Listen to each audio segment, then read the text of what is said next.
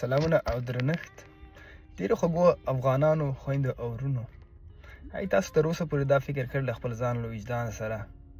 چې افغانستان ولې داسې تباه او برباد ده د افغانانو ولې تباه او برباد شوله په ترک شوله دا زموږ د افغانانو د بې غیرتوب څخه نن په دې مسز که زما څوک خفه کېږي او که خوشحالېږي پروا یې نشته ده د پیسو په مقابل کې موږ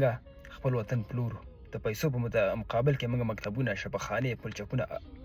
له منځه وړو ویجاړوو یې د پیسو په مقابل کې بل ته جاسوسي کوو د پیسو په مقابل کې د ظلم په مقابل کې دریږو نه د حق وینا نه کوو تل مو پیسو ته ترجیح وکړې ده موږ افغانان متاسفانه دومره بدبخته قوم یو دومره بدبخته یو چې د عدالت لپاره غږ اوچتوی نه شو د صلح لپاره غږ اوچتوی نه شو د اجتماعي د حقوقو لپاره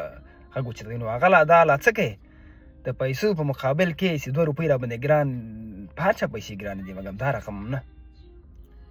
چې پیسو په مقابل کې خپل وظیفه نه شو پرېښودلی 1 ساعت 10 دقیقې 15 دقیقې چاته وخت ورکوی نه شو تر څو د جامعې د ټولنې ته هم خیر ورسېږي د قام ته هم خیر ورسېږي د ولس ته هم خیر ورسېږي دومره بې غیرته موږ یو او دغه بې غیرتوب د موږ د افغانانو د بې غیرتوب په وجه ټول افغانان تکه او پارچه دي همیشه یې پیسو ته ترجیح ورکړې ده همیشه د پیسو په فکر کې دي دا افغانان دي چې خپل ملک یې تباه او برباد کړه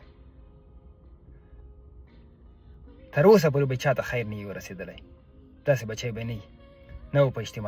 اجتماعي وضعیت کې هم دا شاته پاتې په سیاسي ډګر کې هم دا شاته پاتې په اقتصادي ډګر کې هم دا شاته پاتې تل به پیسو ته په ترجیح ورکړي نر هغه ده ځوان هغه د ملت هغه د قوم هغه ده چې د ټولنې لپاره خیر ورسېږي یو څه هم باید ځانو سره